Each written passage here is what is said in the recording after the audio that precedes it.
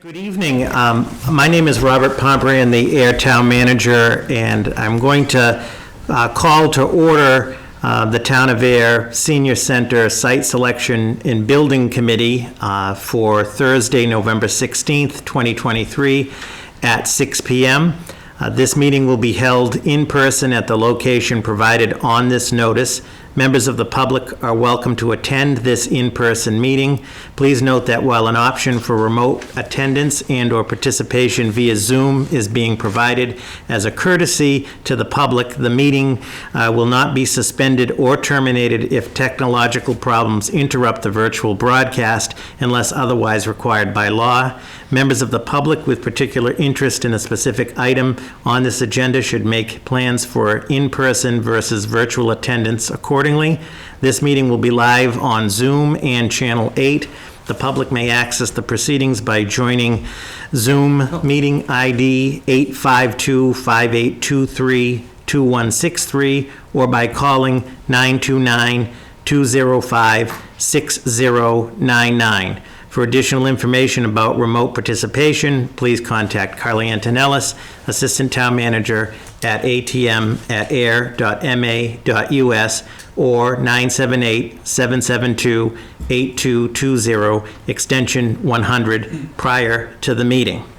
So good evening. This is the inaugural meeting of this committee. For the record, as the town manager, I'm not a member of the committee. The committee will need to organize tonight, but I thought I would call it to order and welcome everybody to this important effort. So before we get started, why don't we just briefly go around the table and just do introductions, perhaps obviously your name and maybe one thing that you're interested in about the Senior Center project. So we'll start here. I'm Katie Petrossi. I am the COA director, and I'm interested in having a space that meets the needs of all of Ayer seniors. Dennis Curran. I am the representative from the Ayer Council on Aging Board of Directors. And it's been clear over the last couple of years that with the efforts that Katie has put in that we have outgrown the current site where we are on Pond Street, and there's a significant need for a new senior center to accommodate the growing senior population. I'm Dave Grubb. Professionally, I am the Director of Recreation in the town of Billerica. Looking forward to learning more about the process everybody has already undertaken and lending my experience in working on capital projects and municipal projects throughout my career. So looking forward to the process. My name is Ken Diskin. I'm here as an appointee from the planning board, but I'm also very interested in anything that's a benefit to the town. In particular, I guess I'm even a senior, so maybe I have an interest because I'm a senior, but I just believe that the town is growing and progressing, and it's about time that we took a serious look at how we add another amenity to the town, a senior center. I'm David Sybor. I'm a member of the Disabilities Commission, so I wanted to try to see if I can make sure that we're all going to be on the same page, trying to make the facility as accessible to all people with disabilities as we can. I'm Dan Van Skalkwyk, the DPW director and formerly town engineer. I've been in Ayer for over 9 years, so helping to bring my expertise to a big important project for the town. I'm Ellen Fitzpatrick. I was on the previous committee, and I've been a member and active with the Ayer Senior Center for many years when it first got started with the idea of Senior Center. So working with other seniors, I'm very anxious to see Ayer have its own Senior Center. I've been going to Groton and Pepperell and different places, and I think it's time we had our own. We had a one that's really our own and a better representation of our seniors than what we have now. And I have a son with special needs, so I'm very happy to see the emphasis on making everything accessible. Good evening, I'm Chris Prail. I'm your representative for the Neshoba Tech School Committee. Number one, I'm a resident, and I was the vice chair of the Ayer Shirley High School Building Committee. I think we gave a pretty good bang for the buck up there. My main interest of being here is I think we need a senior center for now and for the future that's convenient for the seniors of this town that a lot of times are forgotten with a lot of things that these people built this town, and they deserve a place to go and commensurate. Thank you. I'm Carolyn McCreary, and I'm a gadfly about many senior centers, including this one. So I have an idea of what buildings are like and what programs are like in other senior centers as well as this. And of course, I'm very interested in Ayer having a senior center that is equivalent to the town.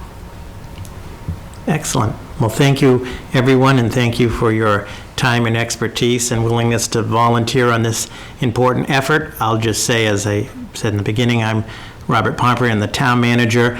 I am not a member of the committee, and after you get organized, I, however, am committed to this project, as is my office, as are the town departments. So think of me as a resource, as well as your other town departments, as we move forward on this important project. So with that, we'll move to item 2, which is the organization of the committee. And generally, there are generally 3 positions on the committee. There's the chair, where she or he, the chair, is responsible really for running the meeting, as well as sort of facilitating the agenda. There's a vice chair, which is generally the position if the chair is not present or able to be here, the vice chair would run the meeting. And then there is the position of the clerk. The clerk is responsible, traditionally for taking the minutes, given the importance of this. We will handle the recording of the minutes, through my office, whether myself or Carly will take the minutes, so each member of this committee can focus on, the matter at hand. But the clerk is responsible for making sure the minutes are approved each subsequent meeting and signing off on them. So, and of course, if whoever is selected as clerk wants to take the minutes, we wouldn't object to that. But so, Oh, nice of you. so with that, the question is, I warmed this seat up for whoever, is if the board would want to proceed with organizing. Generally, it's a motion made and seconded to pick somebody for each of the positions, also assuming that he or she is willing to do that position. So it's sort of unique tonight in the sense that the committee is just organizing. So with that, I'll open it up. I'd like to nominate Katie Petrossi Second. for chair. So there is a nomination by Carolyn McCreary, seconded by Chris Prell, for Katie Petrossi to be the chair. If selected, would you be willing? Yes, I would. But I'm also open if anyone Okay. else would like it. So to. there is a nomination made and seconded for Katie Petrossi as chair. She's willing. Are there other nominations or recommendations for chair? Seeing none, Mr. Carroll? I think that Katie would be a great choice. I think that she has the expertise and commitment that would enable us to kind of guide the committee in the direction that it needs to go in order to have the best possible building for the seniors. Okay. Any other comments on the nomination? I think it's a strong nomination, but do we need any clarification about the fact that Katie is not a town resident? I mean, that's going to come up. Should we talk about it or not? Does it matter to a committee like this if we have a resident as the chair? It's the Fair question. Prerogative of the committee. It's the prerogative of the committee. There's nothing in the charge of the committee that requires residency or so forth. It's up to the committee based on the 9 members. Okay.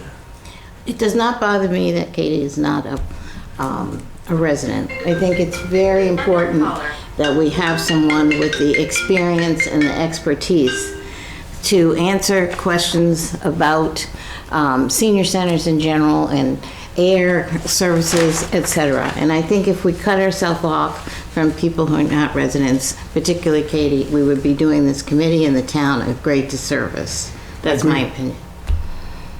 Okay. I would concur with what was just said. Okay. Any other comments? Any other nominations?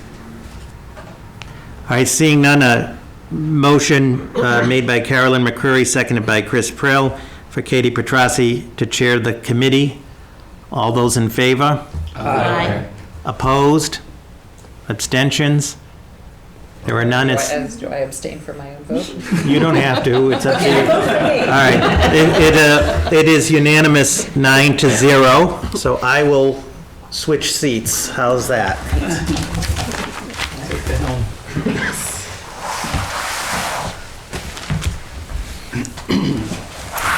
Wonderful. Well, thank you for the vote of confidence. And though I'm chair, it will certainly be a group effort all the way along. We all bring our own expertise to the table, and together I hope this will be a tremendous project going forward. So I think we need to select a vice chair. Any nominations? Ellen? I would like to nominate Ken. Ken, I served with him on the last committee when we were looking at Peroni Park, and I just found him to just have very measured opinions and, good experience, and it was good to work with him, and I think he has great leadership potential. Or not even potential, we can say. It actually exists. I'd rather grow into the position. Second? Second. All right. Any other nominations? Nobody asked me if I wanted to serve. Oh, I'm sorry. Do you want to serve, Ken? I like the position of vice chair. It does suit me. And I eagerly will take it, understanding that you'll probably be here at all the meetings. Understanding he won't have to do anything. Right. So, yes, I'll be willing to do it. Wonderful. Wonderful. Any other nominations? No? Okay. And then, so we have a motion. Do we have a second? Second, Dennis. All right. So all in favor? Aye. All opposed? Abstentions? All right. Wonderful. Seeing as none. Welcome, Ken, as the vice chair. So then the last position we need to fill is the clerk. This is a tough one. I nominate Dennis, if he's willing. He serves currently as the chair of the COA board, and I think he'd be great. Second.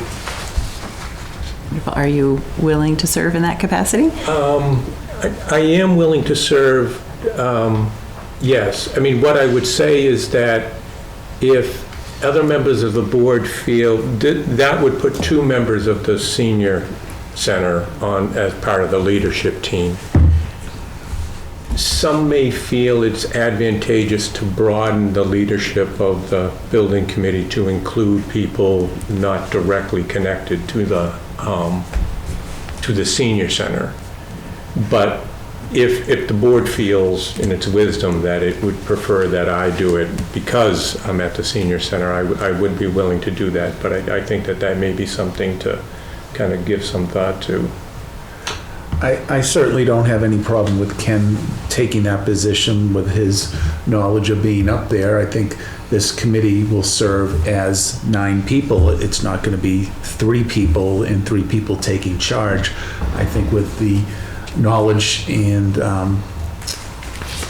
that will be around this table, I don't think it would be looked at that 2 members are up there. It could be, but it certainly isn't going to be that way. I can't perceive at this table. Yeah, and I'll just echo that. We're obviously a board of 9 equals with 3 officers. the officers won't carry any more weight to their votes. So I would also agree that there really should be no concern about that. Okay.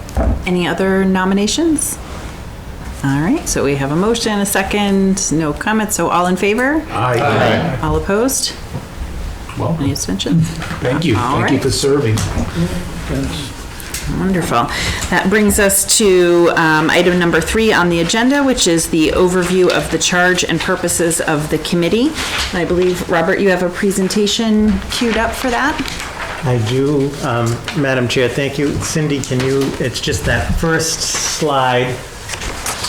And if I may, through the chair, so as we move forward, all of the materials, and we'll talk about this later, but all of the documents and presentations and so forth will be populated to the committee's webpage on the town's website. So everybody will be able to access that information.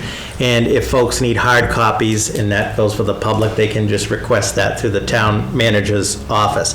There may be instances where a presentation may be being developed or what have you before it gets posted, but it'll get posted right after the meeting, and we'll try to do as many of those in advance as we could. So just very briefly, attached to your agenda, which is also posted to the committee webpage, and these are just some highlighted points, was we just wanted to very briefly do an overview of the charge of the committee, so that everybody is on the same page as to what the committee is and what the committee is not. So in a nutshell, the document that is attached is what the select board adopted on September 6th, which constituted this committee. And your main charge per the select board is to identify and recommend a viable site, and we kept it open, or sites in the town of Ayer for the development of a senior center. It is specific for a senior center, not the community center component. Also, to be clear, in the charge by the select board on September 6th, Peroni Park is completely off of the table as a site, which I know everyone here understands that Peroni Park will not be looked at. You'll be responsible for overseeing and administering the necessary due diligence and conceptual design for the purposes of recommending the site or sites to the select board for appropriate consideration by a future town meeting for the acquisition of the recommended sites. And we'll talk about that in more detail later this evening. But the key thing is the work that you will all be doing will ultimately be making a recommendation to the select board, which ultimately it will be going to town meeting. So again, a very public process with some key public steps as we move forward. You'll be responsible for overseeing and conducting the necessary public outreach and participation in the site selection process and conceptual design. We'll be talking about some of that again later tonight. I think Katie has an item on that, on the importance of public outreach. Identify and secure funding for the land acquisition and design of the project to include town meeting approval. We'll be talking a lot about funding in subsequent meetings, but in most instances, the funding, there's going to be a component of funding that's going to require town meeting approval as well. Oversee the final design of the project. Develop, oversee, and administer a construction budget for the project to include town meeting approval of the budget piece, and oversee the construction of the project. So a lot of duties, but the first challenge is to find the site. Next slide, Cindy, please. I think.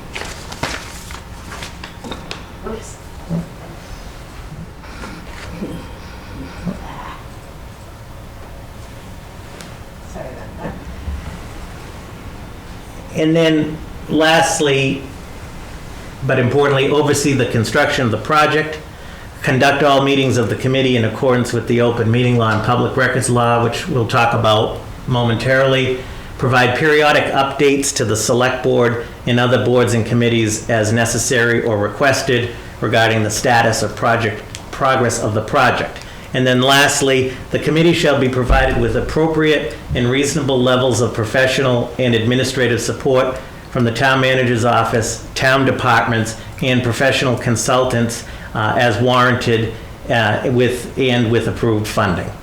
So that's just a snapshot of the overall charge of the committee. Through the chair, are there any initial questions or clarifying points? One question. In terms of a timeline, and maybe you want to say we'll talk about this later, but I understand we have to get town meeting approval for some of this, so for all of this. But what kind of a timeline are we working on to, if possible, get before the next town meeting? Or is that unreasonable to expect? So, Go ahead. through the chair, Yep.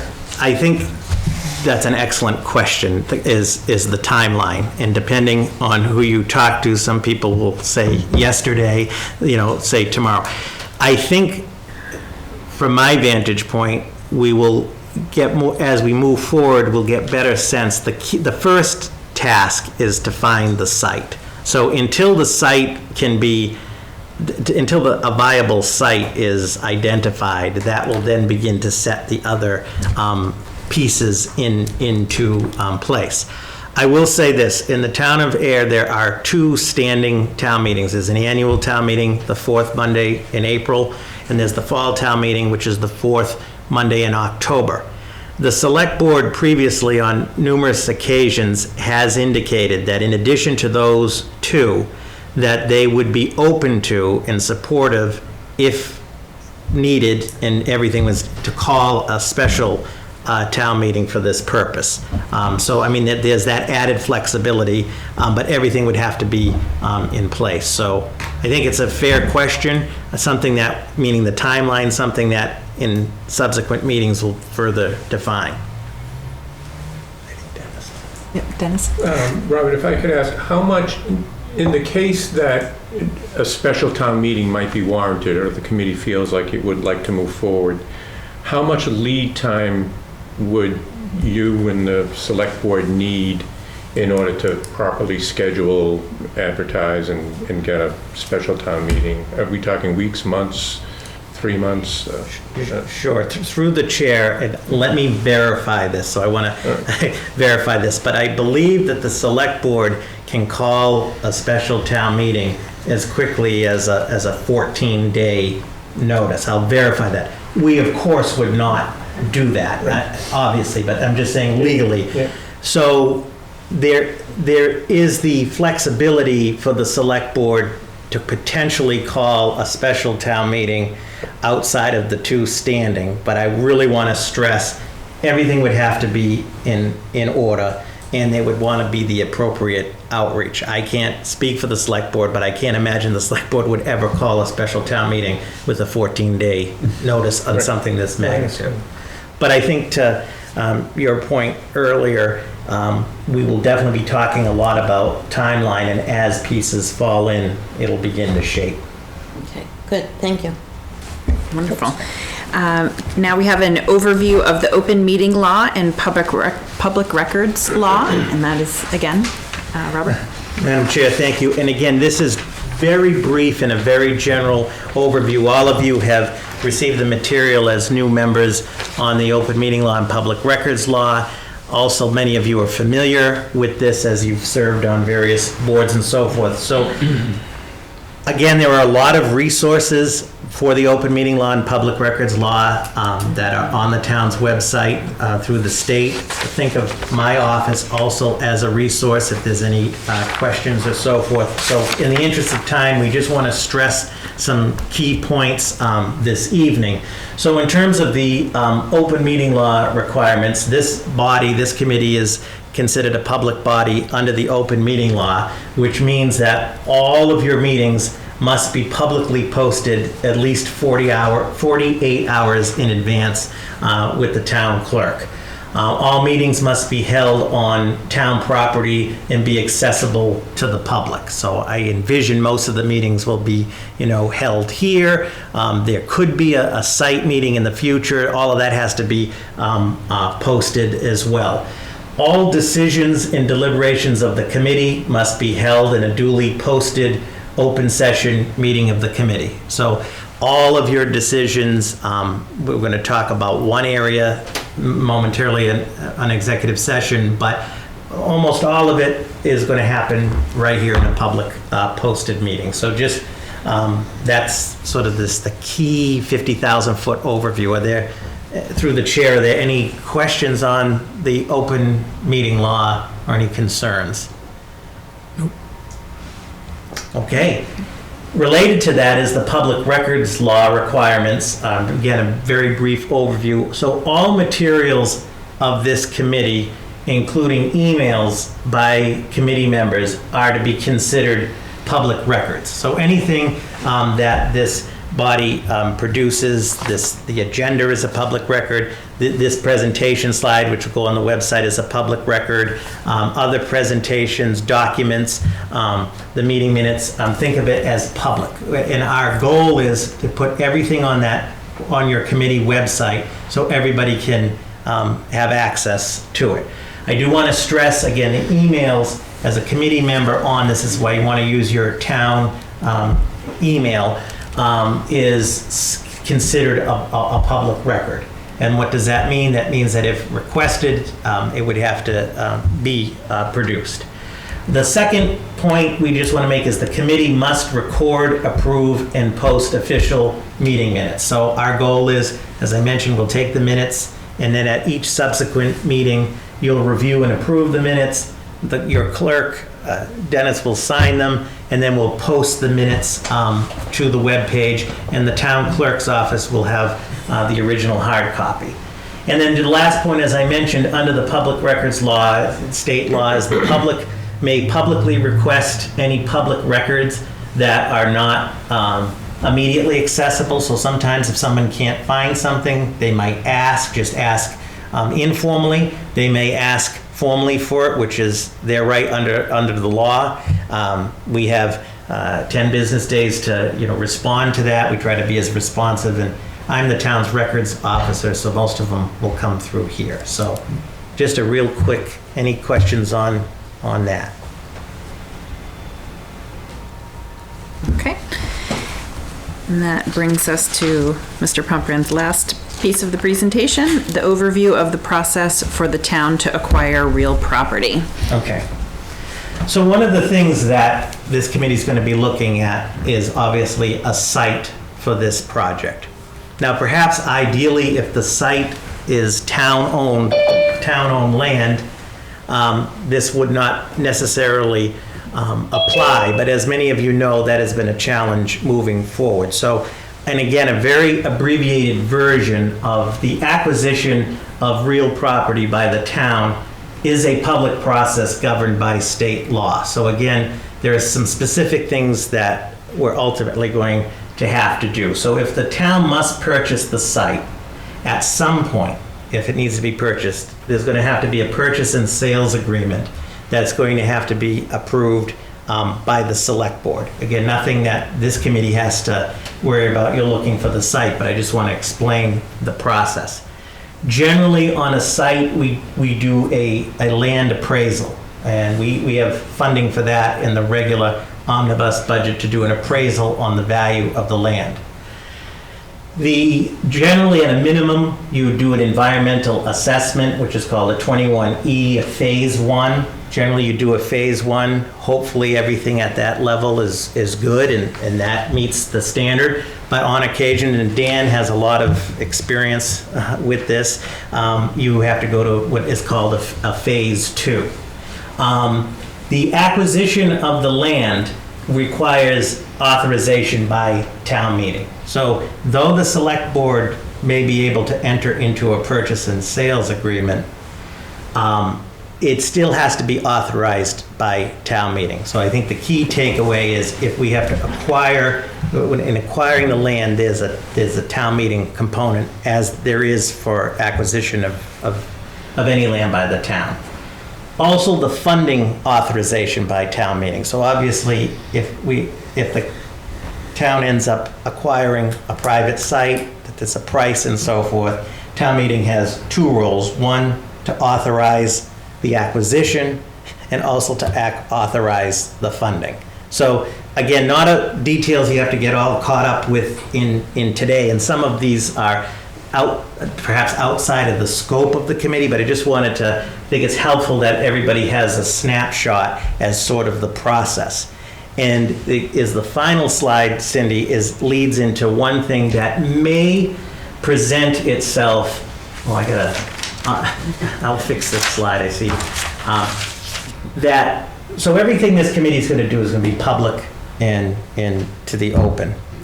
There's one exception at times, and at times there may, and I want to stress may, there may be the need for the committee to enter into executive session with respect to the purchase of property for the senior center, specifically for the purposes of negotiations. So the Massachusetts Open Meeting Law provides 10 purposes for which an executive session may be held.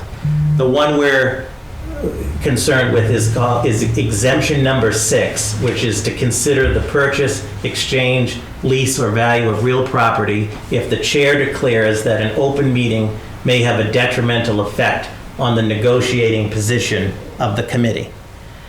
If the committee is going to go into executive session, there are specific requirements. One, you have to post the executive session on the agenda with that language.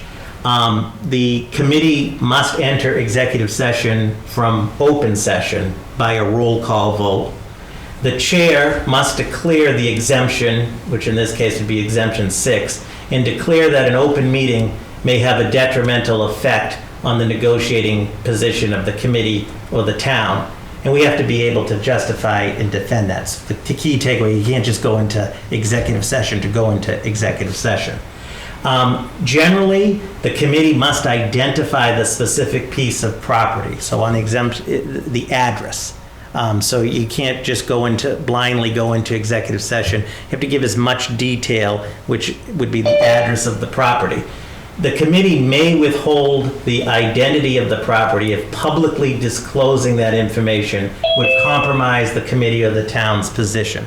So there may be, if we get to this point too, we'll obviously consult with town council as well. Any votes in executive session must be by roll call vote, and the committee must keep separate executive session minutes, which at the end of the matter need to be publicly released. So why I brought this up tonight, the one unique aspect of this committee, and it depends on the specifics on the site, there may be an occasion or occasions where this committee should go into executive session under exemption 6. That may not present itself, but it may present itself, and we'll handle all of those steps together. Any initial, through the chair, initial question? I know a lot of information. We'll get this up on the webpage as well. I think Ken. Yeah. Good, Ken? So I'm concerned with identifying a specific piece of property, and I'm also concerned with keeping the executive session minutes and releasing them later.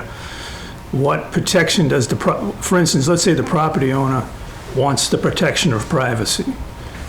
Is that enough for us to be able to go into executive session? Rather than, this talks about what the committee is doing, but it doesn't talk about the person who might be selling the property, who may want that to be confidential. That's my concern. So can they ask the committee to go to executive session and not give the specific address or give the specific details? So if, for instance, if we go to the minutes and the committee holds the executive session, discusses it, and releases the minutes, what protection is that? Okay, excellent questions. So I'll take the second one actually first. The recording of the minutes of the executive session, those minutes would ultimately have to be released by this committee at a point in time in which the negotiations are all over. So the matter has to be completed. So it doesn't conform with the regular the regular minutes that we see every month that we approve for the previous month. Correct. Good distinction. That's what I'm looking for. Yes. So your responsibility, we have to keep those minutes, but those minutes do not get publicly released until the matter is resolved. there's an added level of protection too, under the public records law. Certain aspects of those executive session minutes will be subject to redaction. Okay. And that's by state law. It's not, again, Yeah. selective State by law, me or yeah. so forth. So that's a good point. On the piece that you mentioned about listing, the address or so forth, in many cases, just listing the address, if it doesn't affect the bargaining, position of the town, you could list it. To your point, well, if there's a concern from the buyer or the seller or so forth, I would say on that side, we would want to check again with town council guidance on that. Okay, But good points. thanks. Dennis? So in terms of the releasing the minutes upon resolution of the matter,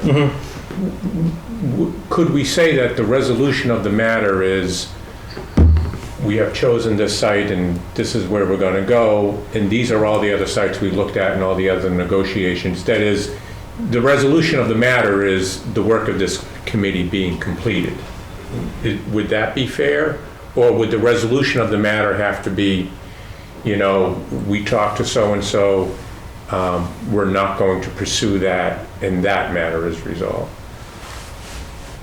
So I would say, through the chair, that we only want to and only can use executive session if we absolutely have to protect the negotiating position of the town. So it would be on a case-by-case basis. Many of the sites, you probably won't go into executive session or may not need to. Some of them you may need to because of specific discussion on price and so forth. Okay. Yeah. Great. Any other questions on that? Wonderful. All right, so that brings us to item number 6, the need for a new senior center. And Cindy, if you want to bring up my slides.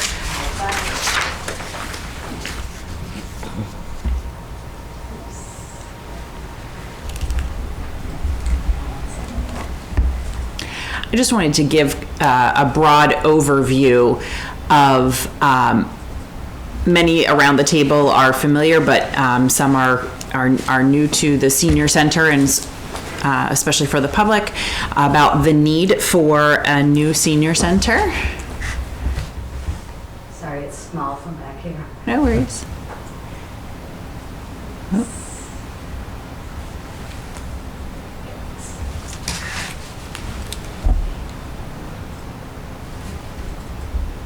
There we go. All right. So you can just go on to the next slide. Okay. So there's a couple of main issues here. The senior center exterior is difficult to find. There's poor road signage out from Main Street. We're tucked back behind the housing authority in the basement. Our caterers, Amazon drivers, new seniors all get lost and need a phone call and additional advice to get in to find us. The parking there's limited parking. The staff park in the grass in the summer, which is something that isn't even an option in the winter. The land there isn't, there's hills in either direction, so parking and walking from a distance is more difficult. Every day of the week we are out of parking. It's an unwelcoming entrance. It's not recognizable as you're driving in. There's no signage that you can see when you come in. You would have to be looking to the left as you came in order to recognize that you were even in the right place. The entrance is it's tucked underneath a resident's balcony. It is not at all ADA compliant. It has a large threshold. It has a narrow door. You open into a blank wall and a very narrow hallway that it's not clear which way to go. It just wasn't designed for this purpose. And as I said, the thresholds are too large. and it makes it very difficult for walker and wheelchair users to access the center. And as you can see in the picture on the left, there are parking bumpers all along the entrance in order to keep drivers from backing into the building when they're backing out of their spots. And those create fall hazards for people coming in, because normally you don't have to climb over something in order to go into a business. Next slide, please. In the interior as well, the spaces are lacking. The size at just about 1,700 square feet limits the diversity and the range of programs that we can offer at the senior center. There's a big difference between what a 60 or a 65-year-old senior is looking for in the senior center versus someone who's 85, 90, 95. And with only 2 rooms and not very good noise control between those 2 rooms, it really limits how many programs we can offer at once. As an example, I have a whole morning of exercise classes going on to meet the different needs of different seniors that come in, but that ties up that room, so I can't offer other programming during that time. Let's see, the low ceilings and the limited windows deflate the overall atmosphere. It impairs temperature control. In the summer, we have 2 window units mounted basically next to each other in the front. By the time you get to the back, there's a marked temperature difference, and there's no way to have ventilation back in the back where the staff offices are and the arts and crafts area are. It makes it very hot in the summer and also very hot in the winter. Let's see, there's no large event space. On tomorrow, actually, we're having a Thanksgiving luncheon. We've got 50 people signed up. 25 will sit in one room and 25 will sit in the other room. Our performer will spend half of their time in one room, then they will pack up their gear and move to the other room and perform for the other half of the time in the other room. If I make announcements, I either stand in the kitchen and yell between the rooms, or I also have to make announcements twice for those kinds of large events. The kitchen is not a commercial kitchen, and the open atmosphere, it's difficult to see in this photo, but it's an open kitchen into the dining area, and that really creates a lot of noise and a lot of confusion, and for a lot of seniors who have hearing difficulties, it really detracts from the social atmosphere that seniors are trying to have during that time. And the lack of a commercial kitchen means that we have a popular catered meal program, but it is certainly more expensive to run than in a facility with a commercial kitchen where we could be preparing our own meals in-house. The living room is lovely, but it is only seating for 4 people. Our women's conversation, knitting group, crocheting group, tea time and movie groups, all of those groups far exceed that capacity, and seniors end up sitting either in the dining chairs or in folding chairs, which if anyone's ever tried to sit in a kitchen chair and watch a movie, it's not comfortable. So we really could use some larger spaces in order to accommodate our growing interest.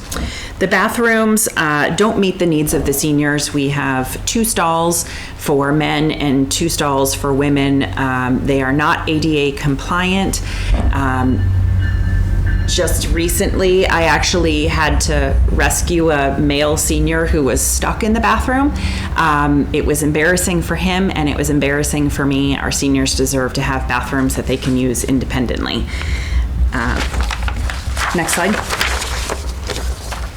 The interior staff spaces. While I feel quite lucky to have efficient office furniture in the staff space, having 3 of us in the space is crowded and can be disorganized and chaotic from time to time. I don't know if you can see in the picture, but at the very top, this is the back corner of the senior center. The wall doesn't go all the way up to the ceiling, which means that it's impossible to have a confidential conversation with a senior about their health issues, their financial issues, mental health, family relationships, without the people sitting right on the other side who are eating lunch or whatever being able to hear the vast majority of that. We are lacking in, like I said, the private areas for discussing those matters. Next slide. So the solution, what this committee has been appointed to do, is to look for a piece of land and then eventually build a building. The trend right now is to call them centers for active living. We could decide on a name later. But looking in general for a 1.5 to 2 acre parcel of land. The recommended by the architects and Massachusetts Councils on Aging for a town our size is between 10,000 and 15,000 square feet. Something that allows for diverse program space to, as I said before, meet the needs of lots of different kinds of seniors. You might be a senior that's still working and want to attend evening programs. You might be recently retired and want to attend morning things. You might be rehabbing from a surgery or preparing for a surgery and you're looking for specialized exercise programs. You might be a grandparent raising grandchildren and you're looking for support for that, a caregiver. There's just so many different ways that with enough space we can serve the seniors of Ayer. We need a space that's ADA compliant. As we get older, we certainly have more needs and oftentimes need wheelchairs or walkers. Sometimes we need a hearing loop, assistance with hearing, assistance with vision, and those things can all be built into a new building, whereas they're virtually impossible to retrofit into our existing building. And in addition, we also, the senior center serves seniors age 60 plus, but we also serve disabled residents on our van and in our center of any age. And so it needs to be ADA compliant. We need a center with adequate parking.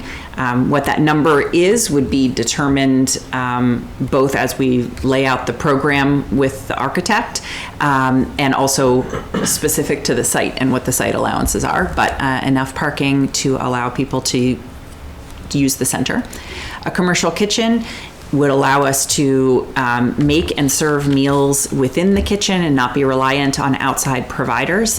It has the potential to allow us to provide our own Meals on Wheels meals as well. It's a tremendous resource not only for the seniors but for the community as a whole. And then last but not least, we need productive staff areas where we can have private, confidential conversations, where there's an opportunity to collaborate on program planning and outreach that's needed between staff members as well. Next slide, Cindy. All right, just as a brief overview, the progress to date, this effort goes back to 2019, perhaps even 2018, when there was a senior center feasibility study conducted, and that culminated in, there's a lot of public input for that, and that culminated in a town meeting where a site at West Main Street was brought to the town that was ultimately tabled. In 2022, the Site Selection Working Group advanced the process of reviewing those sites and looking at some more for land for a senior center. Towards the end of December and into 2023, an opportunity to pursue a combined senior center and community center at Peroni Park developed. There was a committee appointed to that. Ultimately, it was deemed that it was not a viable option. And that really brings us to the present, where in September of this year, the Select Board appointed this committee here, the Senior Center Site Selection and Building Committee. And here we are around this table, ready to move the process forward. So the challenge thus far has really been finding suitable land. A public request for land was issued during the time of the site selection working group. It was sent out via various channels, and only one response, I believe, a couple of responses were received. Only one was a legitimate response. Correct. And that one ultimately turned out to be on the historically Harvard portion of Devon, so it too was not actually viable. Many sites were considered, and I think I'd like to turn it over either to Mr. Pumprian or to Ken Diskin to review some of those. Sorry, the print's small on that one. Oh, yeah. I can see it. So you think it's beneficial for us to go back and introduce these folks to the sites we looked at already? Is that what we're going to try to do, and say, we may go back and look at them again, or we'll just keep going? I was But let's thinking more of review like it. a general overview that Okay. lots were looked at. So the RFP, about the RFP, I brought some notes on that, and we did put out that RFP in, I believe it is May 9th of 2022. So prior to May 9th of 2022, we were looking all over the town. We looked even at Devon's. We looked at town land, we had some locations in town land, we looked at private land. It was done with a working group environment, which is not an official committee until another committee was formed, but even in the background, it took a couple of years to go through the different sections of the town and make decisions. So that generated a report that came out in the fall, and that with that group of land that we looked at. So in essence, we took the town meeting tabling of the West Main Street parcel, and we even went back on that, and we were fortunate to have a few funds to go back and do some environmental work. We hired a consultant. Consultant took some steps and looked at that site again, so we even considered that site again, and decided that was, not going to work, because no matter what we did, we didn't seem like it was going to make it. So amongst the things that we looked at were the list on that board up there. So 99 Fitchburg Road, I believe, is the Janiskevich property, if I'm not mistaken. 0 Park Street, we had wetlands and so forth there. 106 Park Street, 99 Fitchburg Road was way out at the Ross. the Ross development, what became the temple. Yeah, so I go back to that. So that was available at the time for sale, but it was sold and became a temple for a religious group. 0 Park Street, I believe that's the one that's the corner across from Tiny's. And we looked at that pretty extensively. And the other thing I want to mention while we're talking about this is during this process, we had Abacus. Was it what's the engineers? Yeah, Abacus Architects. So we had some assistance, and we had a small budget, so we had some assistance from an architectural group who basically was giving us the size of a potential footprint for the land and the potential number of parking spaces for the property. So as we looked at that 1.5 to 2 acres in different sites, we tried to, of course, land a potential building on the site and land a potential parking on the site. And invariably, when we went around town, you can see what happens, but we either had, that was wetlands and environmental concerns and traffic. Brook Street is a little bit confusing. That was a tiny parcel behind another building right along the railroad tracks, and I don't think that really went very far in what we looked at. 6 Groton Road, that's a big building right over here off the rail trail. And again, the owner was not interested. The thought there was we were even looking at the potential of demoing old buildings and retrofitting. And as we went through that process, we found out typically that was not a good method. You typically can't take an older building and give it the shape, the size, the ADA, the HVAC, all the regulations that you have to follow up on. So we looked, what I'm saying as a group, we looked at buildings that may have been able to be retrofitted, but never really got to the point where we thought that was a viable way to proceed. So we ended up with basically the help of an architect with a kind of a relative shape of the building, a relative shape of parking, and some concepts. Federated Church offered a site. 211 West Main Street, we had environmental concerns over there, as we already talked about. The Federated Church, there was a chance to talk to them and discuss using the basement of the facility. And again, we got into a tremendous issue of where you're going to park, who owns the parking lot, and a number of different things, and the conflict of working within the building that needed to be retrofitted. Bishop Road, Bishop Road. That's, I think, another one that was a tiny, behind another building, I believe, and it just was too small. 0 Sandy Pond Road, so that was, owner selling. Oh, was that the corner? That was the corner across the street from the beach, which now has been sold, and it's going to be developed. Yeah. Yep.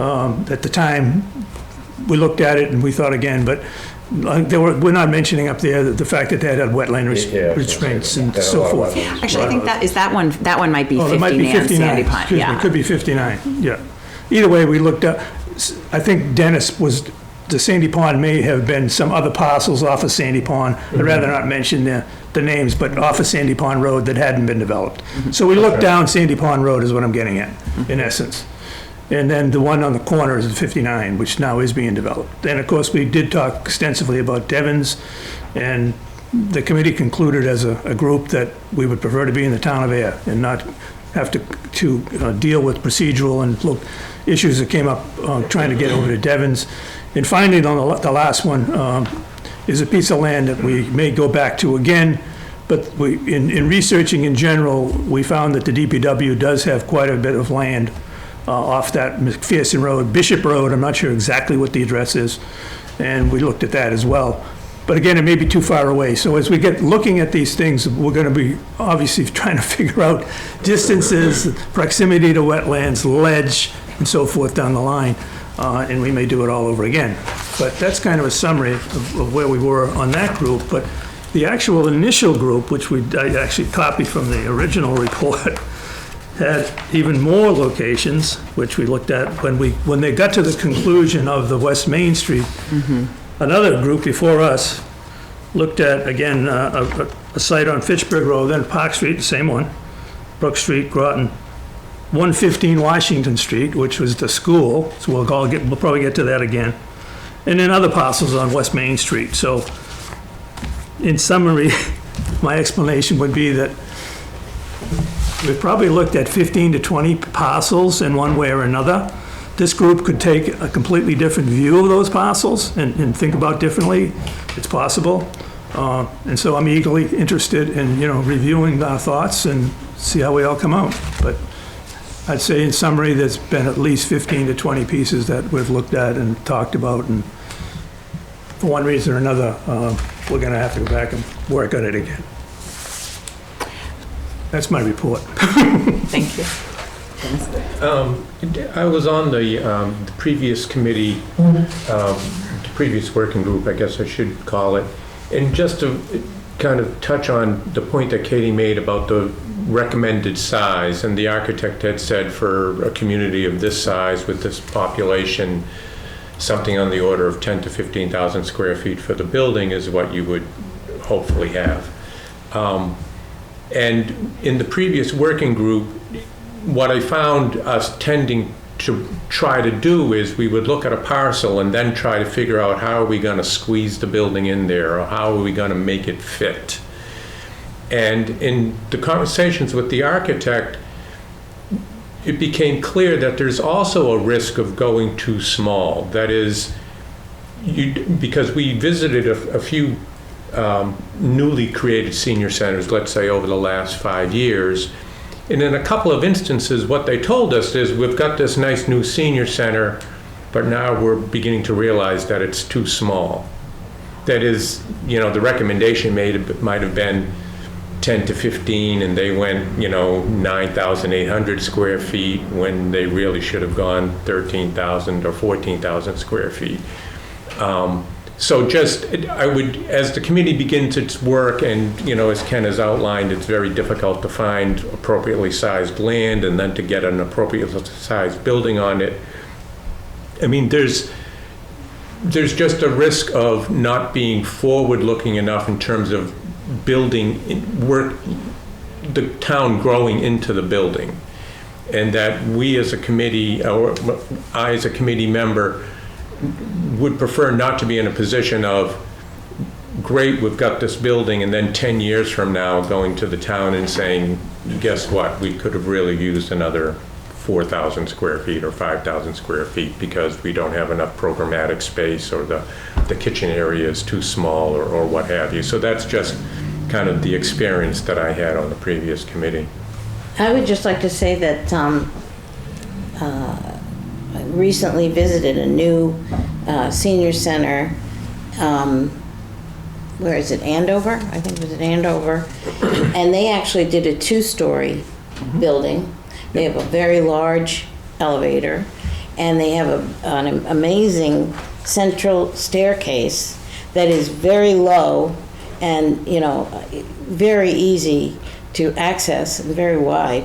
And so depending on size, it seems to me that that's just something we might want to consider. And in some cases, not in that case, but in some cases, they're raised and there's parking underneath them. Mm-hmm. So we may not need as much of a broad area for the senior center, though I feel like that's ideal, you know, to just be able to walk in and everything's on one level. But in some cases, with the problems we've been having finding suitable land, that might be something we have to keep in mind. So I think that segues nicely into the next item, which is a discussion on requests for proposals for sites. I just wanted to open this as a discussion to see how this committee would like to handle going through sites. There are a number of avenues we could take. For example, we could put out a request for sites and invite people to express their interest in selling land to the town. Or we could take the tactic of reviewing all town-owned land more specifically first before we decided if we would look outside of that. And that's, I think, a strategic decision for our committee to decide. Any thoughts on that? That would inform what we do for our next meeting. I don't know if I should go right away if someone else wants to say something next. Go for it. I mean, I was going to ask if that had been done by the other committees.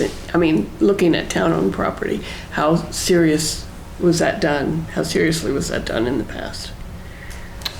I'd say the answer to that was it was done seriously, but there's always more work to do because it's not that easy to diagnose every single piece and know small idiosyncrasies. So for instance, if the school owns the land and controls it, and there's a whole other discussion of who can run the land and so forth. I'd like to recommend that we take it in 2 large steps. The first step would be that, yes, as a group, we would analyze every inch of town land that we can find. And then, step by step, say, if we have a group of 10 choices, how do we just say this one doesn't work, this one doesn't work, so that the town feels that we've fully vetted the thought of using town land first. And then we may land on something along that process that we think is suitable. And using your expertise and the people who know how far we can have it from downtown and other variables, we'll make a decision, each of us as a group. And maybe we get something, maybe we don't. But I'd rather do that than jump back and forth between town land and private land and have people saying, for instance, I'll give you a perfect example. Bear with me because I sometimes do a lot of research, so just stay with me for a minute. When we went through the process with Peroni Park and we were informed about the Article 97 issue, okay, then someone may take a deeper dive into Article 97 amongst this group and find out that there are a lot of places in town that are protected by Article 97. So for instance, the Bonham Road, which I thought of as a site a long time ago where the community gardens are, all protected under Article 97 because it's under the water department and it's near wells. So there's going to be particular issues with town land that are way beyond, any individual understanding it until we dig into it. Right. It may have, it may have an easement on it. It could have anything on it, a designation of some sort from the past. So that's my thought, to just all of us take a look at town land together, and then step by step, if we happen to luck out, we never have to go to the next step, which is the private land. But I feel uncomfortable putting the two back and forth. Right. Okay. That's my own thought. Other I thoughts agree. on the? I agree 100%. Let's, wipe that one right off the slate if that happens and then go to, having the purchase land. But I think we need to do our due diligence and go back and look at every single parcel of town-owned land that potentially could work and investigate that. I think as a committee, as a taxpayer, it's just our due diligence to do that first. Yeah.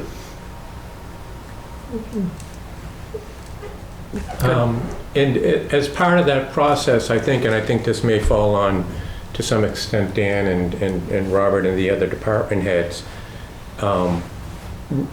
you know, as the town grows and changes, and when I think of this, you know, a municipal building of this size, we're thinking of a 50-year lifespan, maybe more, that the other town departments are going to have to kind of be aware of what their future needs might be, so that we are not kind of in doing this project and taking that, thereby handicapping other parts of the town who may have future plans, you know. So I think that just to kind of, I think it's important that we be aware that the future needs of the town overall will also have to be considered. And I'm sure that the relevant department head will bring that to our attention should that case arise. Other thoughts?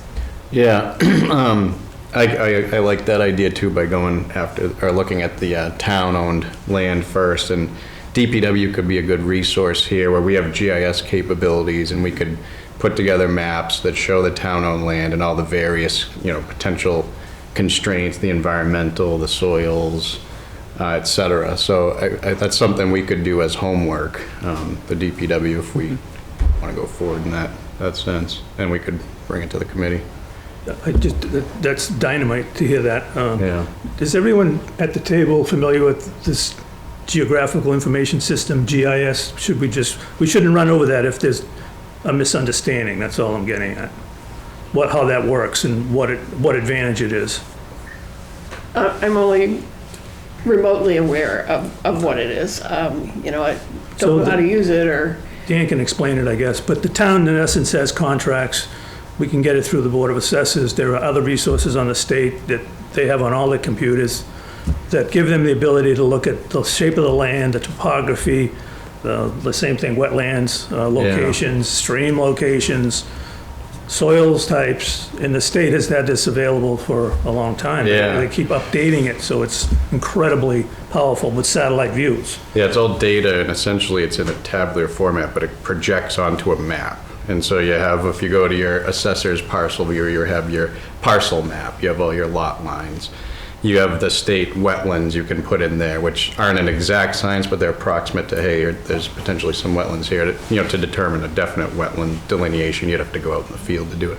And several other layers. The Article 97, which was brought up, that's a layer. There was several layers. So we have this data, and there's lots of it at our disposal to put into these GIS maps to present on a map and show, here's the town parcels, here's the constraints. Is that accessible to just ordinary citizens or?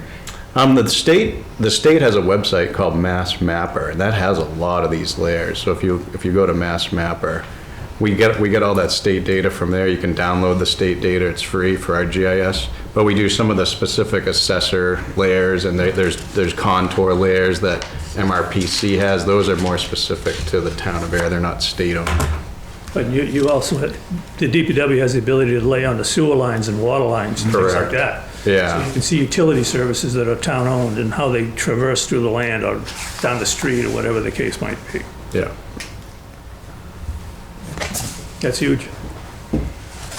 So do we need a motion I was just to gonna say do that, or is this just a consensus to pursue town Motion to land? pursue the town-owned property first, so should we form that as a motion? Yeah, that would, I'll make the motion that we pursue all the available town-owned lands for possible sites for a senior center prior to going out to look at private land. I second. All right, any other discussion besides Jordan? Oh, okay, all in favor? Aye. All opposed? Abstentions? All right, seeing none, we will be looking at town-owned land first. Wonderful.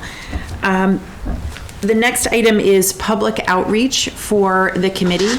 Obviously, we are a public body governed by all of the open meeting laws. Any of the materials that we're using for our discussions will be available to the public. In addition, as our search and our exploration goes on, we'll want to have specific opportunities to outreach to the community, to get their feedback, to educate, all of those things.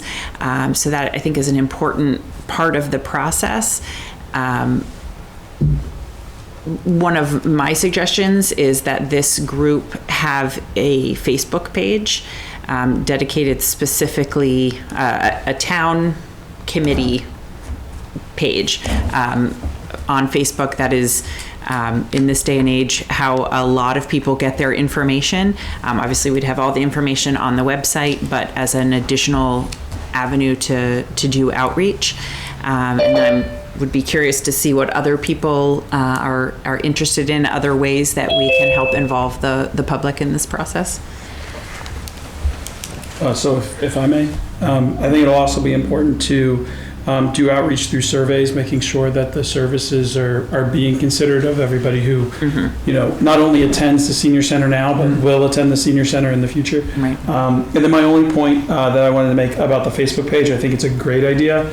I think it's just really important that to be in compliance with open meeting law, that we also are restrained in making sure as committee members, we're not, you know, communicating through that other than just advertising through that.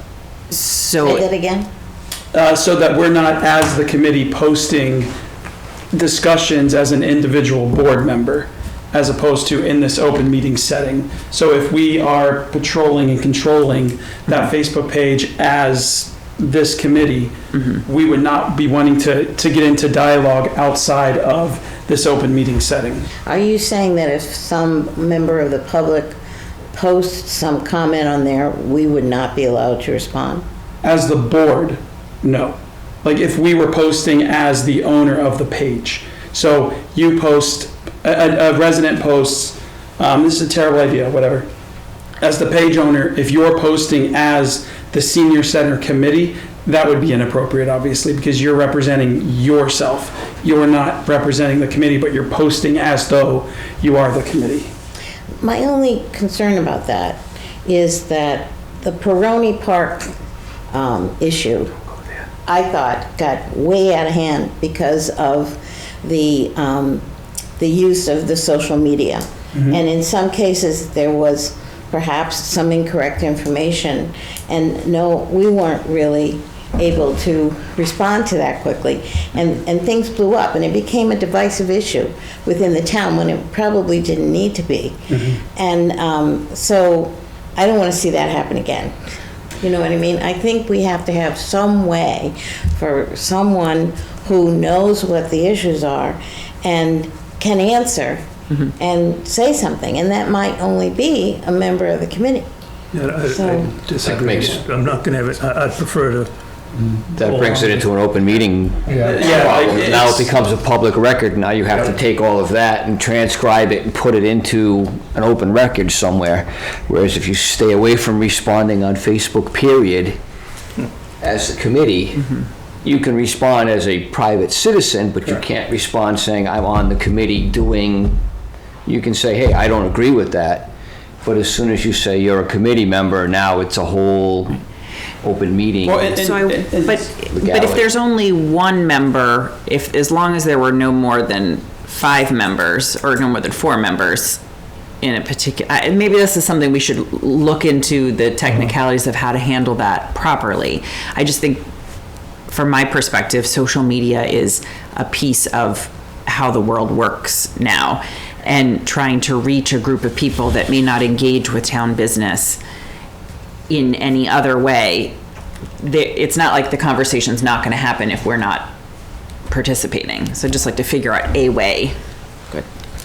So if I can clarify, that was not what I was saying. So it's extremely important that we control the narrative. My point is, once we put the narrative out there, the responses that come in from that narrative, we cannot, as an individual who is running this page, post back, because we're one person speaking Right. under the guise of the committee.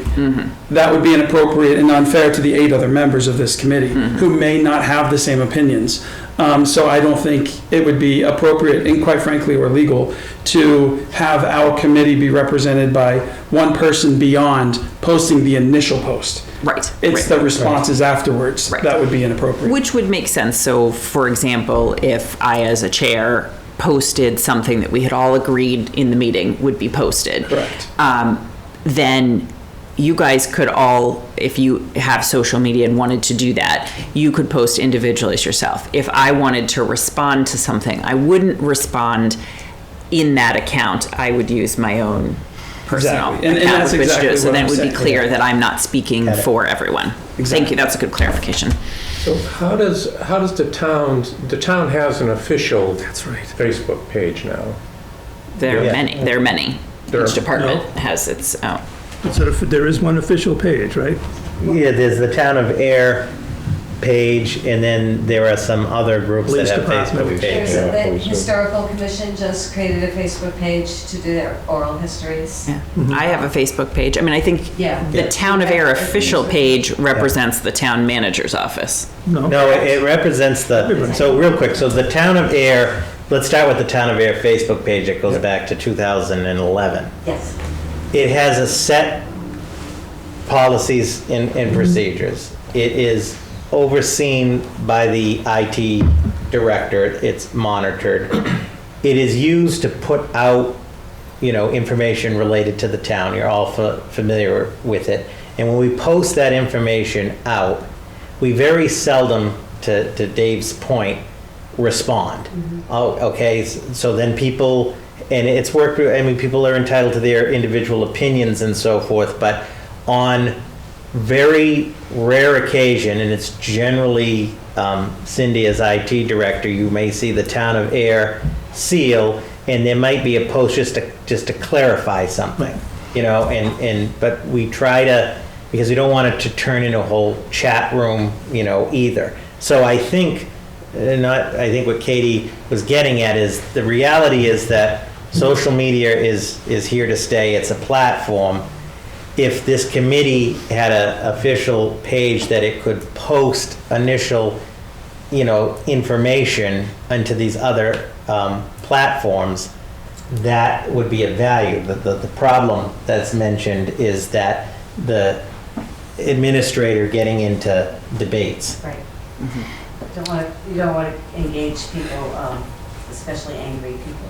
Yeah. And all of our Facebook pages have the same set of social media rules. And actually, the Town of Air, the residents are great. We have really only taken down maybe 3 or 4 posts since 2011, and they clearly violated one or the other of the social media rules. But they're very concise. They're easy, Air's been great as far as the residents posting on our page or responding to they can't post directly. I do have this real concern because of our last experience. And, a Facebook page that's more like, information that we offer to say what we've done and where we've been, like a newspaper is much more palatable to me than an open discussion sort of place. And is there a way to just, do that through Facebook? I mean, I guess Cindy's talking about that's basically what happens with the town website. But, if something becomes commenting on some of our posts, but Pardon?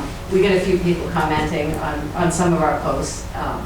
But as far as long dialogues, it's not the forum for that. Yeah, I mean, that's what I'd like to see. Should not be the forum for a discussion. It's an information,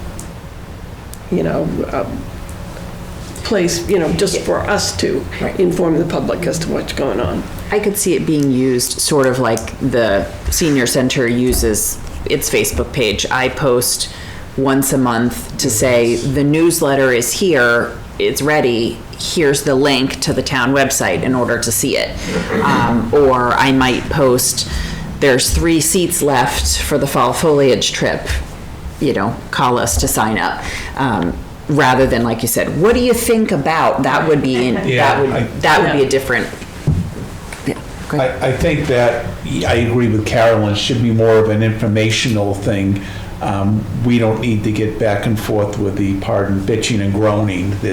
We all know there's certain sites that people run in town that are infested with that. I don't think as this committee, we need to get into that.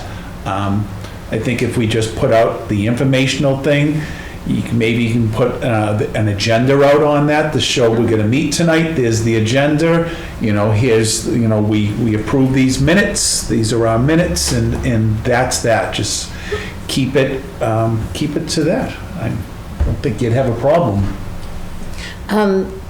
Well, I think to the idea that to try to control the narrative, you really need to have information. Because I think people, the reaction comes in a vacuum, where people start saying what they think is happening, and that's not necessarily what's happening.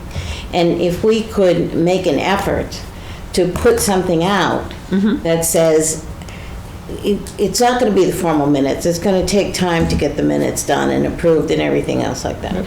But there could be a summary of the meeting in which the officers were selected. We reviewed this, and it was decided that we would start looking at town land, owned land first, and that's where we're going to concentrate.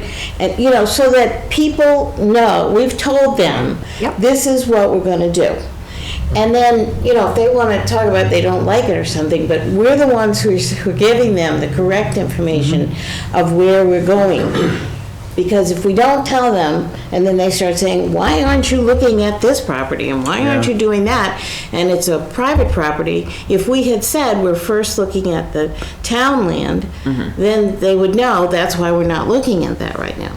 So, that's what I think, is that we need to put out something, even if it's a paragraph with a couple of points, just to let them know where we are, what we're doing. More information. More information, correct information. So a model that could be used is every Wednesday after the select board meeting, I've done this for years, it's called the select board meeting highlights. And it's just what it is, the meeting highlights.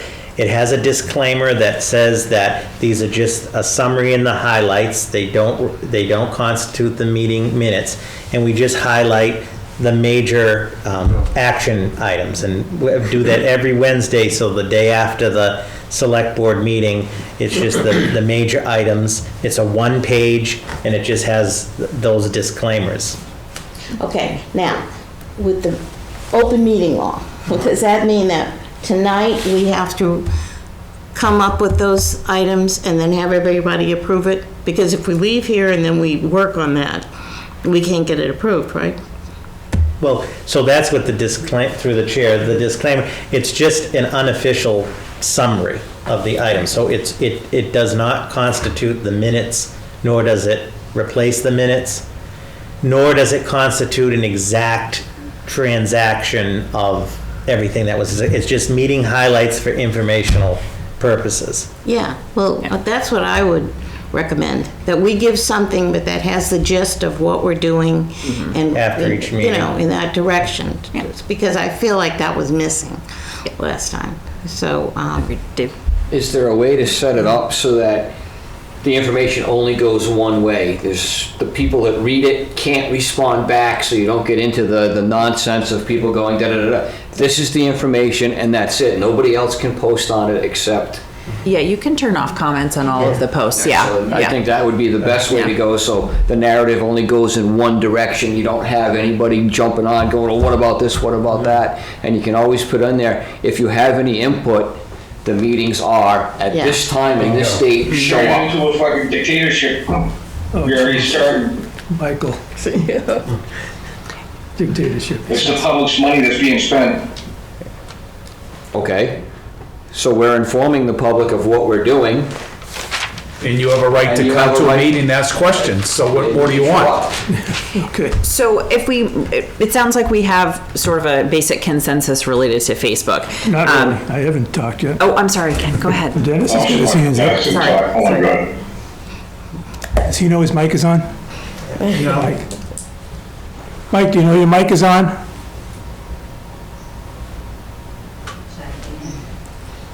Okay, Ken, do you want to go ahead?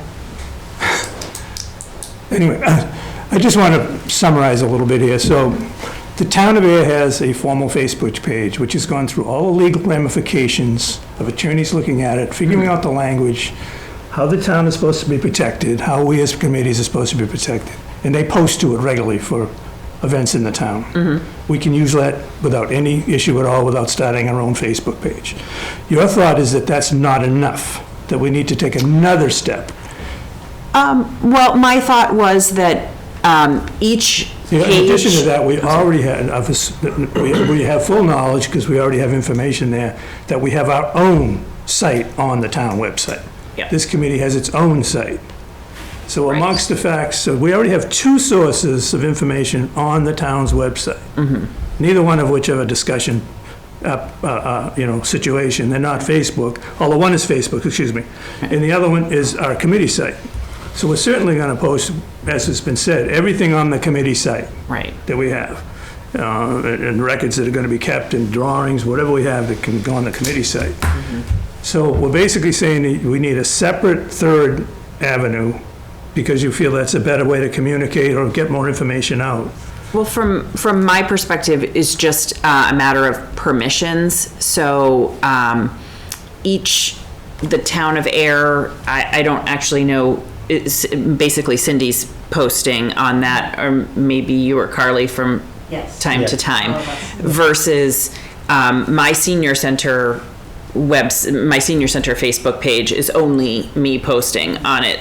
Okay. I don't think Cindy could post on it if she wanted to. I mean, as me, right? Like, oh, not as you. Right, not as me, right?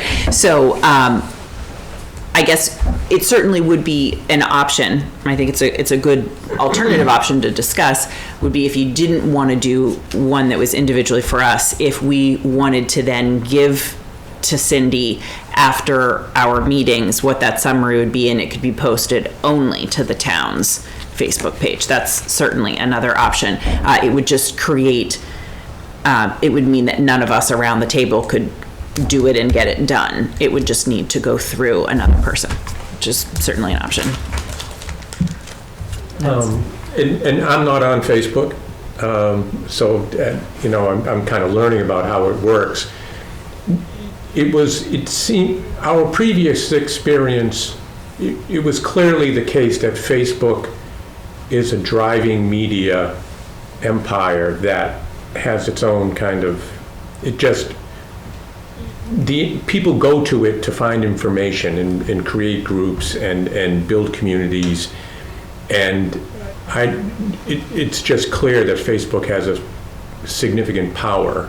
Now, how we leverage that power or use it to our own advantage or not, and I don't have a clear idea of how that ought to work.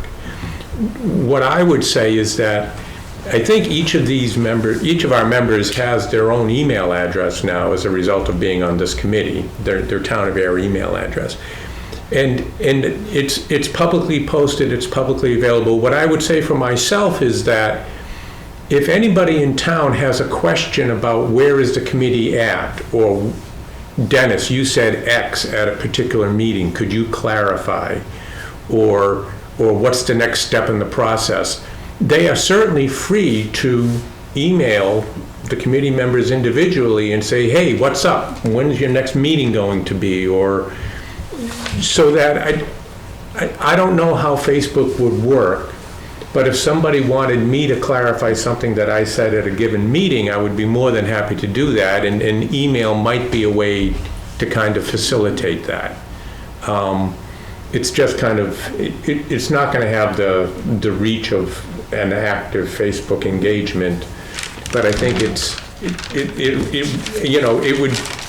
I would at least understand that folks out there are watching and paying attention and asking questions and I can provide them, whatever information that I may have in that regard, as an individual member of the board. I'd be careful with that. That's a slippery slope, taking an individual, because we're all human, and we can all make a mistake. And just one response that didn't match up with what the committee's majority thought could be an issue. I mean, obviously, we all have email, we all know how to use email, but I'm just not so sure that we can discuss much through our town email. I think that's been an issue in the past with someone. Right, I mean, I'm not suggesting that the committee... No, if someone got a hold of you or someone got a hold of me or anyone on the board and we just mistakenly made a mistake in responding, it could jeopardize the decisions of the committee, that's all. That's my thought. Okay. You don't have to agree.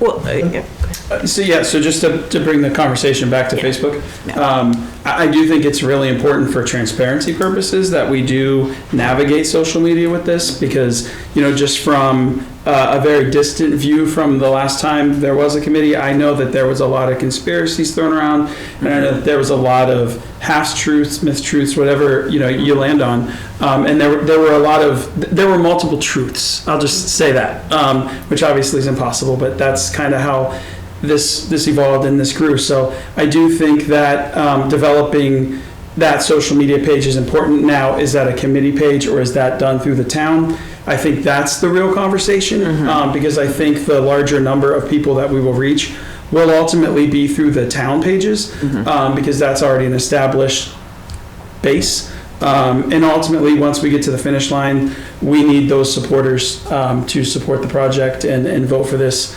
financially. So I think the more transparent everything can be, obviously the better. I think we all agree with that. And in addition to that, I think it's also going to generate more enthusiasm. Obviously there's only 4 people right now on the Zoom. Hopefully as the outreach grows, potentially the involvement will also grow. So I agree 1,000% with you that we should be really pushing this through social media. And again, my only point was, once those initial messages go out, just making sure the banter that happens afterwards just isn't done with that little logo next to the responder. Yep. That's all. So is this something we even need to formally decide this evening, or do we want to take some time to think about which format is the best? We should have a summary of this meeting. I mean, to start, we can put that in multiple places, can't we? Couldn't we put that on our webpage for this committee and put it on the town? Yeah, so through the chair. I mean, I do this every other week and have 12 years that I'm taking the minutes. I could do, it's a 1-page, and it would just be a summary. It'd be the title of the committee. It'd be called Meeting Highlights. It has a disclaimer that says this is not a comprehensive, it's just the highlights for informational purposes. Doesn't constitute the minutes. We'd have, each action item. The committee had its first meeting. Committee elected the following offices. The committee, the motion that passed to look at public land first, just the highlights, and then at the end it puts when the next meeting is. Then that gets posted. Cindy posts that to the town's Facebook page. It can get posted to the town's website, and then you also We also post everything on the X platform. And everything gets posted on. And then if we change our mind and next week we decide, we need to set up but at least we've started from the beginning that we're letting people know what's going on. Right. And then we can advertise, like in the senior center bulletin, you can say the committee has met and they've had, you can see the highlights of this thing and everything. So we're starting off by giving the information that we have, and this is what is really happening. I think that would be a good start. Yep. We've got a quarter page in the newsletter as it is. Yeah. Dedicated to the topic. So, and forgive my ignorance, could you walk through how a committee-specific Facebook page would work? Like how you envision it working again? It would be like the meeting highlights. It would be reminders for the meeting. It would be, and it would be largely procedural things like that. Or, remember that the survey responses need to be back by next Wednesday or something like that. Or, you know, here's the copy of what the architect shared at our last meeting, you know, things like that. And- It wouldn't be, how you doing today? Right, Yeah. but comments would be turned off, Well, I don't think we've That was, discussed that yet. that was Yeah. just a discussion. but if comments were turned on, Who responds we, to them? Nobody. we wouldn't be able to respond to them. Well, I think what we would hope for is that the general public would kind of police it through the obvious facts that were listed in the initial post. I do think that conversation is important, even though oftentimes it may be frustrating. I think just putting it out there and having the public discuss it is part of the process. So I, not to jump ahead, but I personally wouldn't be in favor of turning off the posts Right. for that reason, and then it also leads to mistrust by doing that as Yeah, well. you gotta be transparent, and if you do lock it down, it's just showing that you're not being transparent, you're trying to hide something. So, but if I look at this committee, based on what everyone has said so far, I don't think we even have a majority of folks that are on Facebook, so I don't think we would get into a quorum issue. Maybe we would, are you on Facebook? You said you're not, right? I don't use it much. You're not, and you're not, and can you, I don't remember if you prefer to said. keep my information private and not discuss whether I'm on it or off. Perfect, that's it. So then you would be unlikely to be at, so what I'm saying is we could as a committee say that these 3 members will be monitoring the chat that is, you know what I'm saying? So, No part of that. right, so then that would be one less person, I guess, in that sense, that would make it even more controlled, and part of the larger piece of this item for the public outreach is not just about Facebook, it's about, as we evolve, what are our public messages? What are our key talking points? And then again, the idea would be whoever is appointed to be the one responding to comments on a potential Facebook page, it would be done so not with the idea of making their in the moment point. It would be, what are these, 5 key points that we're wanting the public to understand about this part of the process, and that those people are committed to continue to drive home those 5 points. Can you set it so that as opposed to we're responding that particular day, the response comes from the committee first? So the post comes back at our next meeting, we say, these are the posts, these are what people are saying, and then as a committee, we say, this is what we want to respond to these posts. There's I don't know nothing if that's you going to can be on there that's control going to be that. that time sensitive. Right. It's in more real time than that, but I think as we're working together, I think we would know. It sounds to me like there's more discussion that needs to happen on this, and I want to be sensitive to everyone's time. So let's circle back to this for more discussion at our next. I would like to make one more point, and that is, I think it got off the rails last time because not specifically of our Facebook page, but other Facebook pages were created with an agenda, and But there's no way to prevent that. yeah, right, right. No. I just wanted to point that out. Sure. Can I ask just a question, since we're going to circle back to this? Would there be a way to clarify through town council what the role of the responses could or couldn't be as the committee? Because I think that's really important, because I know just in my own other life, it's always been the engagement part as a committee is where you start getting in trouble. Right. Because it is an unsanctioned conversation at that point. Right.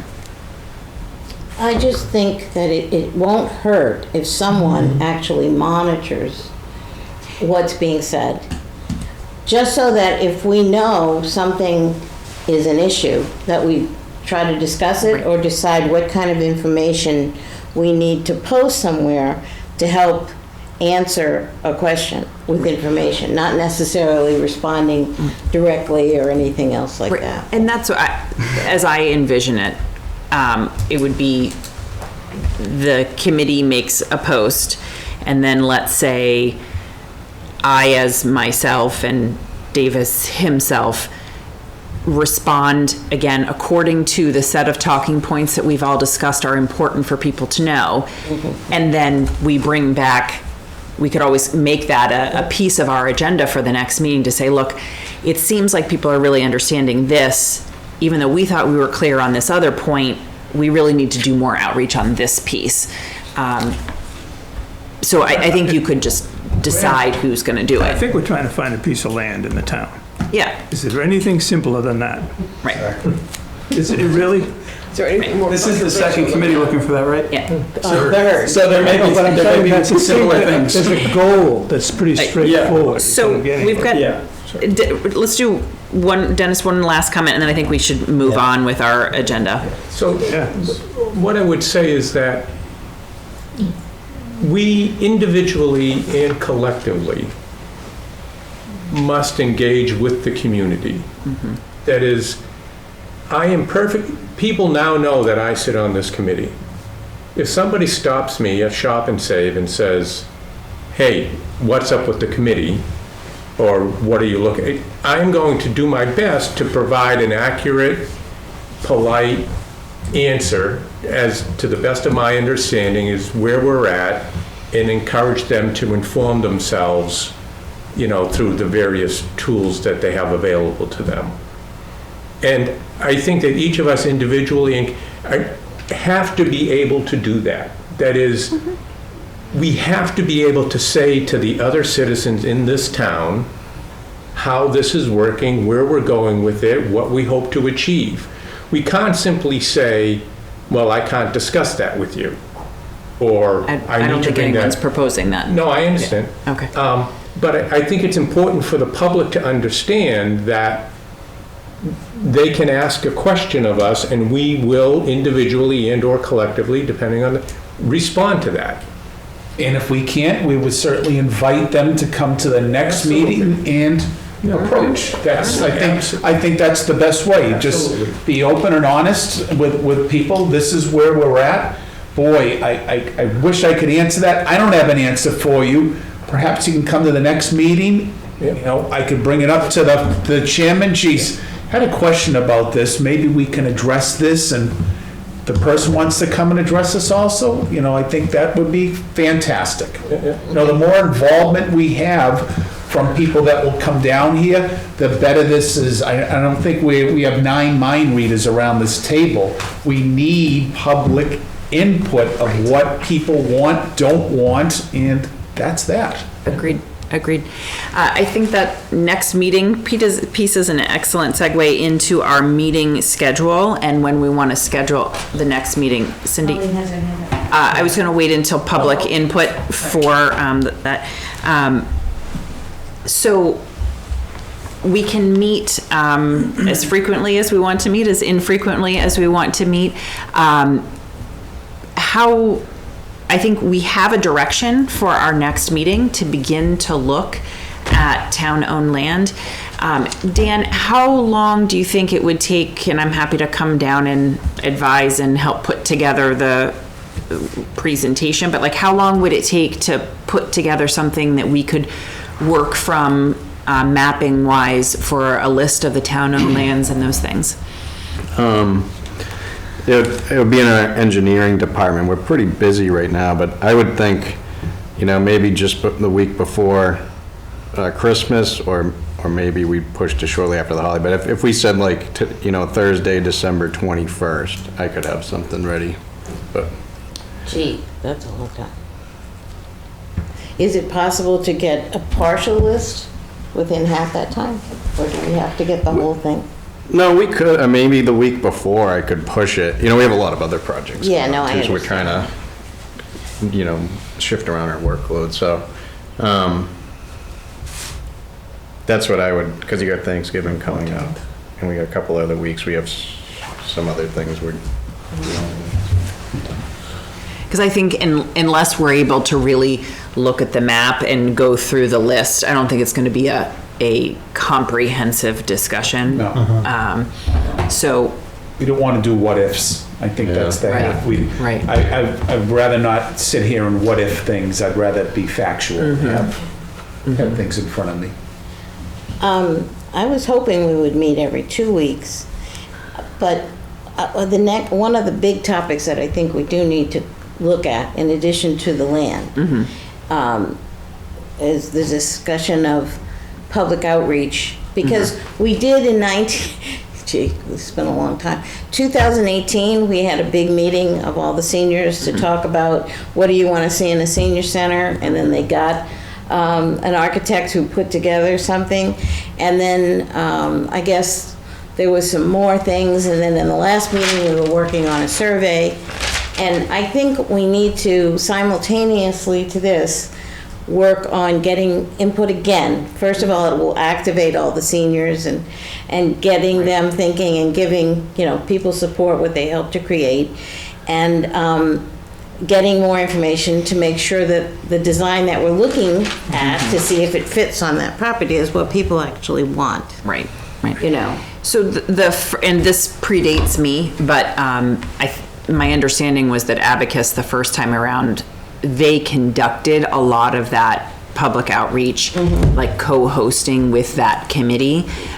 So I think the question would be, would we be looking to hire an architect at this phase before, or would we be wanting, you just, I'm saying, to have them engage with the public input, or would we want to be spearheading that, knowing that they might want to do more of that once we bring them on board? That was my other issue, I remember, was what about money? I mean, what is our budget and what would be the source? I mean, if we want money to have an architect come in and help, is that something we have to can't go to town meeting anytime soon, but I know the Board of Selectmen has some funding, sometimes that's. We've got money. Right, so when this committee was created, the select board designated $60,000 of ARPA funds for this purpose. Well, that's great news. Yeah. Okay, so we could, ideally, it would be nice to have a professional who could help with that. But the question is, are we picking somebody without doing, any type of, looking at more than one person? We're just going to stick with Abacus, or what are we doing? I think that's one opportunity if we wanted to meet before the DPW has these maps available, would be to discuss further the public outreach and to discuss the letter proposals were solicited during the last round of this. We could review those. Yeah. I would like to do that, to have, a professional person or team that we can work with and be ready from that point of view. Because we have to kind of do multiple tracks. Right. Madam Chair, Yes. through you to Robert, can we print up those reports? I've got them on my computer, but the actual original work that was done, and have it available to everybody to read? Yep. So you've never seen that report? Is this the report that was Not that done we from did. the last committee? Not that we did, no. From back in 2018, before we went to town meeting. Before another group went to town meeting. Yeah. With the site on West Main Street. And They that's did the pretty much everything. Abacus. So that report includes a discussion of how they looked around the town for land, the sites they settled on, which was like 5 or 6 or 7 sites at the time. It shows the potential footprint of the building, the size, the whole works. Yeah. Parking requirements, and the discussion of each piece of land and how they went through it and why it would work or wouldn't work. Yeah. But they ended up focusing and finally on that one piece. Yeah. And kind of everything else got, but there's a lot of work in there. And it's done by the same people, so I think if we all read that again, we'd at least get a start on, But what a lot of that was done in 2017 maybe? Okay, so there's a lot of seniors who weren't maybe even seniors then, because it's 6 years or 7 years. And I do think it wouldn't hurt to engage them and ask them. Oh, I'm not saying not to engage them. Yeah, I'm absolutely. just saying it would use be it as a helpful for all of reference. us to read that other report. Yeah, I think that sounds like a To see some good of the idea. steps that were taken, that's all. Right. So do we want to meet before the week of December 21st to discuss what was previously done in public outreach via the feasibility study, to review letter proposals from the architects that submitted for the other versions of the project that have been attempted to date, and then, yeah, I think that would be the two main topics Start to before consider then. the issue of new public outreach. Yep. Whether the survey or whatever. Okay. And you could, at that meeting, we could also kind of clarify further the Facebook conundrum and how we're going to try to navigate that or not, or, and again, I'm not on that at all, so I don't have a clear sense of how that works. But my feeling is that if you're not at that table, you're on the menu. And you know, so we have to have a way of kind of making that work for us. And while also and again, that's the subtleties of it that I don't fully understand, so. Okay. So, how about, does this time of Thursday evening work for folks? Do we want to do, obviously, the next opportunity is to Thursday. daytime and, well, not next Thursday.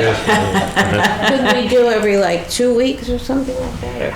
I think we'd 2 be to better 3 off weeks? setting meeting dates based on the deliverables for the next meeting rather than saying every 2 weeks. I think the cadence of the meetings will ebb and flow a little bit as we go through the different phases. Do we want to do? The 7th of December or the 30th of November?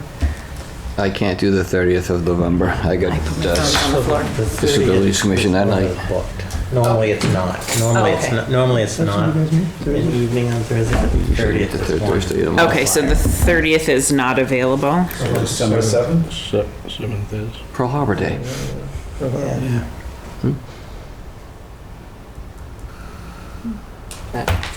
Works for me. Does December 7th then at 6 p.m. work for everybody? It's okay for me. I'll make it work. All right. And you have a question, I think. I want to follow up with That actually so if we have that next one, so December 7th at 6 p.m. And that brings us to item number 10, which is public input. And I see that Pauline has her hand up. What'd you say, December 7th? Pauline, did you have a comment? Pearl Harbor Day. Couple of things, Katie, and first of all, I want to be sure, can you all hear me? Yes. Yes. Can you hear me? Yeah, we can hear you, We Pauline. can hear you. Okay, because all right, thank you, because last night DBA said they could not hear me, and I checked with Robert before you all started. So first of all, I congratulate all of you for being on this committee. I know everyone but 2 of the members. Ellen, I don't know you. Dave Grubb, I don't know you, but I am happy. Robert, this is more for you than the rest of the group, and I want to suggest that the appointment regarding members, I've done. Pauline, you're cutting out. I think there's some, sorry? Pauline, you're cutting out. We got, you started out strong, and as soon as you said Robert, and we got every couple of words, so I don't know if that's. Oh, Chris, maybe that's Robert. His hands are on the table, Pauline. He's not pushing any buttons, I'm sure of it. So, Yep. go ahead, Pauline. Let me then make it concise. I think there are some concerns about ex officio officers. So what I will do is I will work Carly and provide the information that I researched. Ken Diskin, you and I are research men. It's not going to affect how the board committee or how the committee how the committee performs everything is fine, but it relates directly to quorum. I want you all to pay attention to that, because if you don't have a quorum, you can't make decisions, and that's really what I disagree. Voting is not an issue, and all of that. So I'll leave that with respect to Facebook or a community page or a public page for the senior center. Please have one. But don't let it be individual members respond, because I think I